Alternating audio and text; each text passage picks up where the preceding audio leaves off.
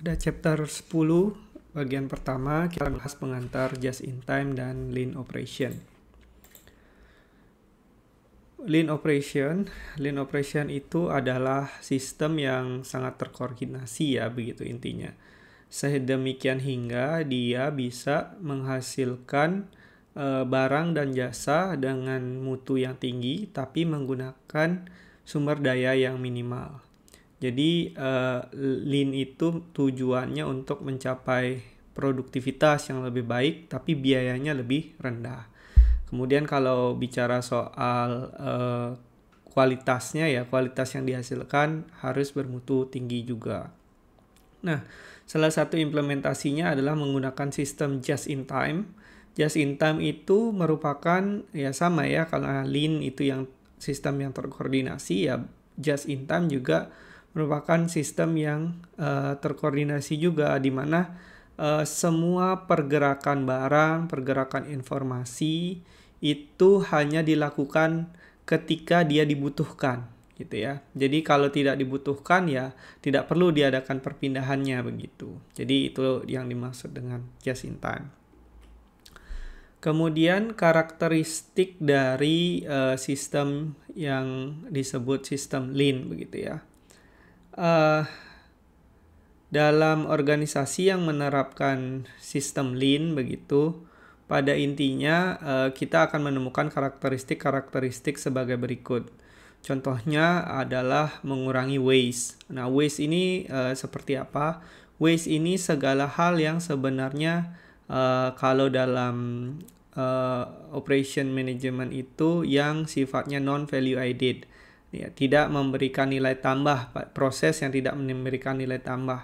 Contohnya apa? Contohnya misalkan menyimpan barang sejumlah yang tidak diperlukan, jadi berlebihan, overstock, itu waste. Kemudian memindahkan barang dari satu lokasi ke lokasi yang lain, meskipun sebenarnya tidak perlu dilakukan perpindahan tersebut, jadi waste of transportation itu juga waste. Kemudian adalah overwork gitu ya, itu juga waste. Banyak yang digolongkan terkait waste, mungkin nanti ada pembahasannya. Kemudian sistem lean itu selalu berusaha melakukan continuous improvement, jadi strive for perfection begitu ya. Kemudian dilakukan secara tim. Kemudian pengaturan layoutnya biasanya menggunakan sistem work cells, karena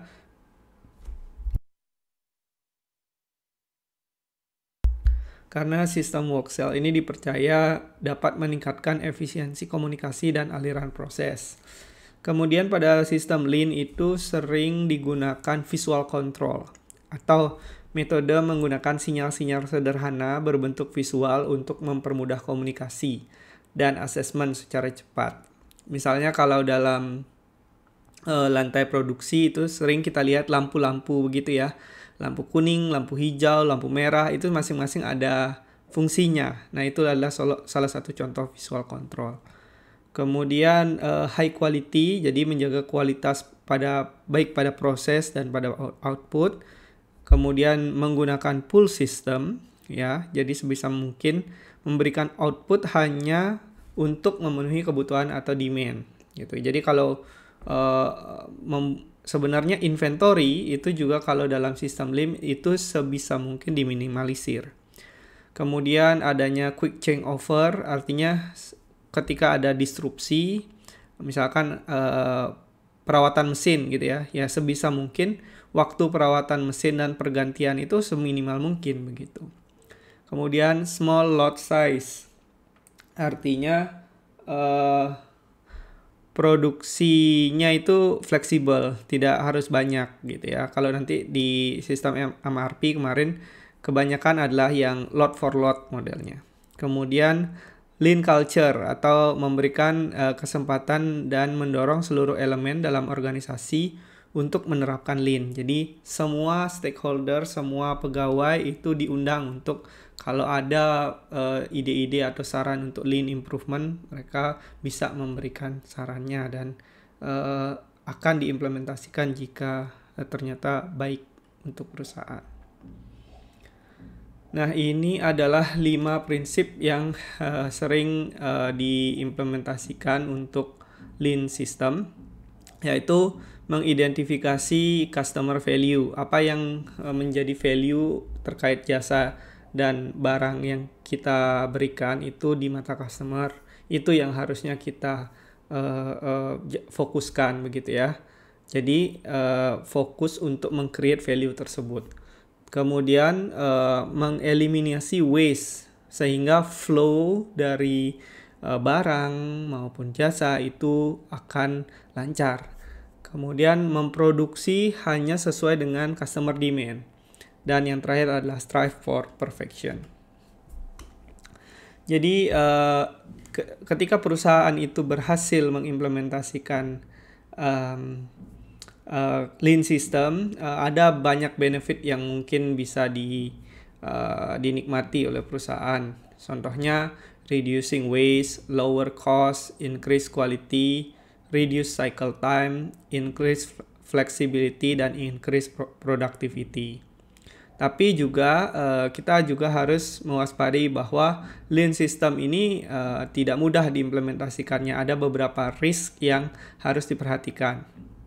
Nah, seringkali implementasi Lean ini bisa menimbulkan stres karena tadi ya, harus fleksibel, minimize semua resource, tapi hasilnya tetap harus tinggi, outputnya harus high quality. Jadi tingkat stres worker ini atau pekerja atau sumber daya manusia yang kita gunakan di perusahaan juga harus di-maintain. Kemudian fewer resource available if a problem occurs. Artinya ketika somehow sistem atau proses kita ada masalah, nah di saat karena kita punya sistem Lean itu ya, jadi meminimalisir resource, jadi resource yang buat backupnya itu bisa jadi sedikit gitu ya. Itu adalah salah satu yang perlu diperhatikan. Kemudian kalau ada disrupsi di rantai pasok kita, misalkan kita punya supplier, karena kita konsep Lean begitu ya, kita pilih 1 atau 2 supplier saja yang kita ajak sebagai partnership gitu ya. Tapi ternyata ada disrupsi di dalam supply chain ini. Nah, ini bahayanya adalah bisa jadi akan menghentikan operasi kita. Oke, Lean Operation itu ini cerita ya, yaitu dimulai dari implementasinya di manufacturing awalnya pada pertengahan 1900-an yang dikembangkan oleh manufaktur mobil Jepang, yaitu Toyota.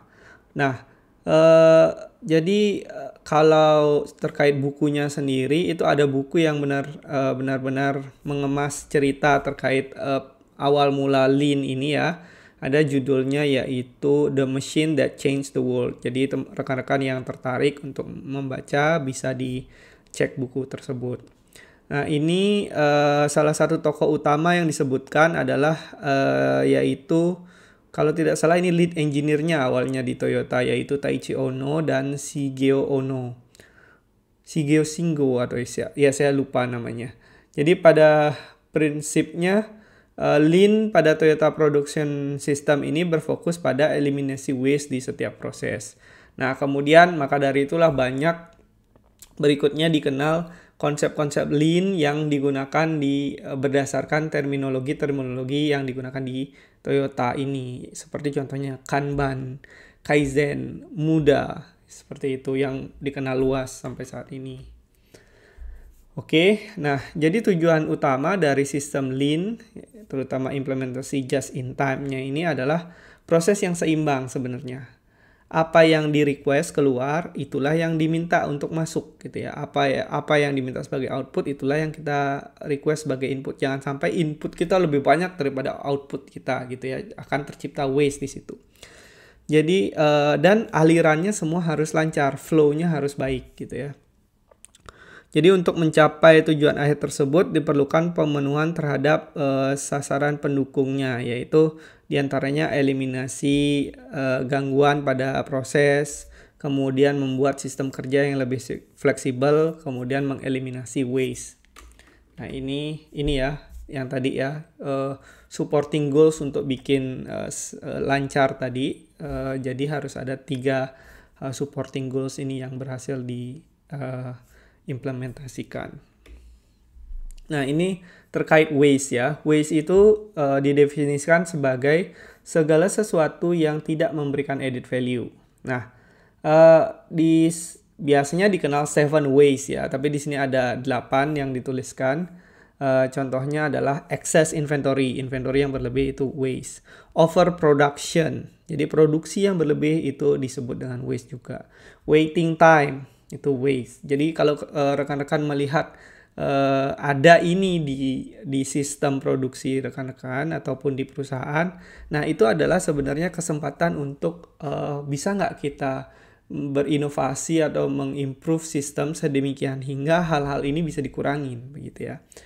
Overproduction, waiting time, movement. Movement itu dianggap waste. Unnecessary transportation, unnecessary material handling itu waste. Poor processing. Ya, jadi kalau pemrosesan yang tidak baik kualitasnya itu disebut waste. Inefficient work methods itu juga waste. Product defect itu waste. Underuse people. Jadi kita punya sumber daya manusia, dia harusnya bisa kita pakai, dia harusnya misalkan punya potensi untuk berkontribusi sebanyak 100% begitu ya. Ternyata dia berkontribusi hanya 50%. Nah, itu juga digolongkan waste begitu ya. Kalau dalam sistem Lean. Nah, berikutnya ada namanya Kaizen. Kaizen itu artinya continuous improvement. Continuous improvement ini ya sesuai dengan namanya, artinya melakukan sistem yang mengenable begitu untuk melakukan perbaikan secara terus-menerus. Nah, secara umum filosofi Kaizen ini nanti implementasinya ada macam-macam, tapi filosofinya adalah bagaimana menghilangkan waste. Jadi project-project atau ide-ide yang menghilangkan waste, sehingga di dalam filosofi dari project-project tersebut harus terdapat ini ya, 10 filosofi yang terkait Kaizen. Jadi pertama, waste is the enemy. Jadi kalau ada waste, operasi di sistem kita harus kurangin begitu ya. Kemudian improvement should be done gradually and continuously. Ya, jadi kalau berdasarkan filosofi Kaizen, perbaikan itu bertahap dan terus-menerus, bukan hanya sekali tapi berhenti habis itu begitu. Kemudian everyone should be involved. Jadi kalau dalam filosofi Kaizen, semua orang harus di-involve dalam proses perbaikan. Kaizen is built in chip strategy. Jadi kalau Kaizen itu filosofinya karena dia yang perbaikannya gradual begitu ya, tidak perlu membutuhkan sistem yang terlalu sophisticated, tapi pelan-pelan dan dia nanti akan memberikan efek nyata setelah dilakukan berulang kali. Kemudian didukung oleh sistem visual, berorientasi pada proses, menekankan bahwa perbaikan bisa datang dari new thinking dan new way of work gitu ya. Kemudian learning by doing itu filosofi Kaizen. Baik, demikian pengantar terkait just in time dan lean operations.